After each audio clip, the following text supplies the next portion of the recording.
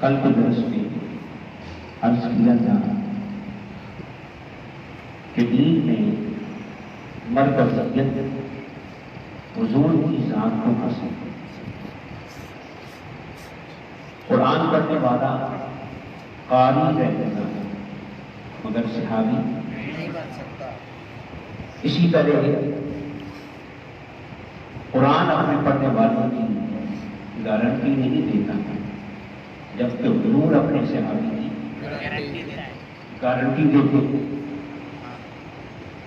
اسی طرح یہ بات بھی یاد رکھیں کہ قرآن حضور کے بغیر سمجھ میں ہی نہیں آتا۔ کوئی شخص حضور کی ذات کو سائڈ پہ کر دے، یہ خیال کریں کہ قرآن عربی میں ہے اور میں عربی زبان کا ماہر ہوں، عربی لغت کا ماہر ہوں، میں قرآن کے معانی کو سمجھ سکتا ہوں، تو مولا نے بھی اپنی یاد کے ساتھ جاری ایسے بھی پڑھی ہے۔ مولا فرماتا ہے بے شک عربی میں بے شک، اور لفظ بھی سارے وہی ہیں جو تم اپنے معاشرے میں بولتے ہو، مگر یاد رکھنا میری یاد کو دیکھے بغیر قرآن سمجھ میں نہیں آیا۔ اللہ نے بیان میں ایسا رکھا ہے۔ سب سے جو عام بات میں قرآن میں کئی مقامات پہ کہا کہ نماز پڑھو، نماز قائم کرو، نماز فرض ہے، نماز اسلام کی بنیاد ہے، وغیرہ وغیرہ۔ کثرت کے ساتھ نماز کے پڑھنے کا تو حکم دیا ہے، کثرت کے ساتھ، ایک دفعہ نہیں بلکہ، مگر کسی بھی مقام پہ نماز کے پڑھنے کا طریقہ نہیں ہے۔ نماز کے پڑھنے کا حکم دے دیا پڑھو پڑھو پڑھو، بار بار کا، اگر نمازیں کتنی پڑھنی ہیں، رکعتیں کتنی ہوں گی، اور ایک رکعت میں کیا سے کیا ہوگا، کچھ نہیں بتایا۔ یہ اشارہ تھا کہ بے شک نماز میری پڑھنی ہے، مگر صرف قرآن کے مطالعے سے یہ مسئلہ حل نہیں ہوگا، بلکہ میری یاد کو دیکھنا پڑے گا۔ اب صحابہ نے حضور سے پوچھا کہ نماز کیسے پڑھنی ہے؟ اب حضور نے جواب دیا، وہ جواب قابل غور ہے۔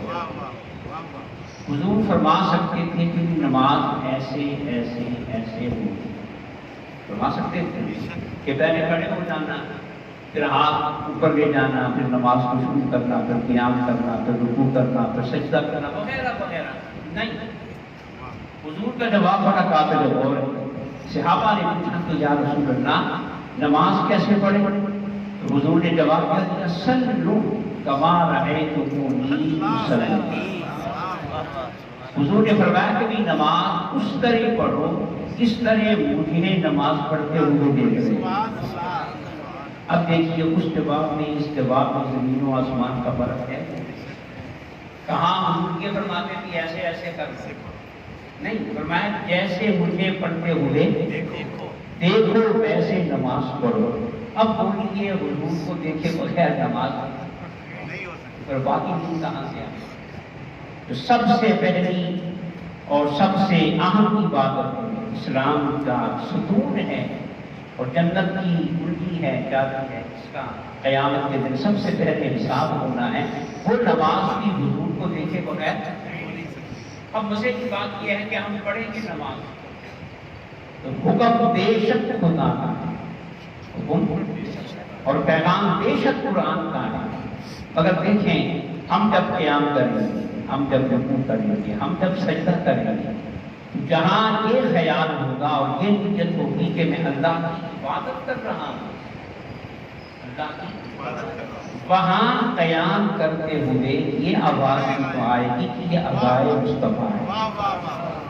رکوع میں جاتے ہوئے یہ خیال آئے گا کہ یہ ادائے مصطفیٰ، میں سجدے میں اس لیے جا رہا ہوں کہ سونا گیا تھا، دو سجدے اس لیے کر رہا ہوں کہ آمنہ کے لاب میں یہ تھے، اب میں اس لیے دوزان میں بیٹھا ہوں کہ حضور ایسے بیٹھے تھے، پوری نماز میں پھر خیال ادھر گیا، بس یہ پھر کہنا پڑے گا نا کہ پھر پوری نماز میں جو کیا کہتے ہیں سینے کا قبلہ ہے وہ مکے والا ہے اور جو دل کا قبلہ ہے وہ مدینے والا ہے۔ اس لیے پھر بال تو نہ کہتے مال کو بھی کہنا پڑا کہ شوق تیرا اگر نہ ہو میری نماز کا ہے، شوق اگر تیرا نہ ہو یا رسول اللہ، شوق اگر تیرا نہ ہو میری نماز کا امام، تو میرا قیام کی حجاب میرا حجاب۔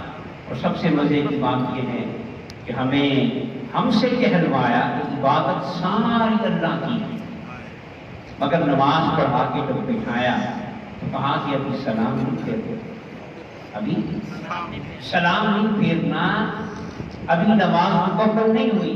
کیوں کہ بے شک تم نے میری نماز پڑھی ہے، کل یہ تو بتاؤ کہ وہ نماز پڑھی کہاں سے؟ یہ ادائیں، یہ قیام، رکوع، سجود، یہ ساری کیفیات ملی کہاں سے ہیں؟ میں نے تو آگے نہیں سکھائی، کسی فرشتے نے آگے نہیں سکھائی، یہ سکھائی تو آمنہ کے نام نے۔ تو پھر آؤ جب تک اس کی بارگاہ میں سلام پیش کر کر السلام علیکہ ایھا النبی الفاظ کے ذریعے سلام پیش کر کے جب تک اس کا شکریہ ادا نہیں کرو گے نا، تمہاری نماز میری بارگاہ میں قبول نہیں ہوگی۔ اس لیے اللہ پاک نے پورے دین میں جو مرکزی حیثیت ہے وہ اس کو عطا فرمائی۔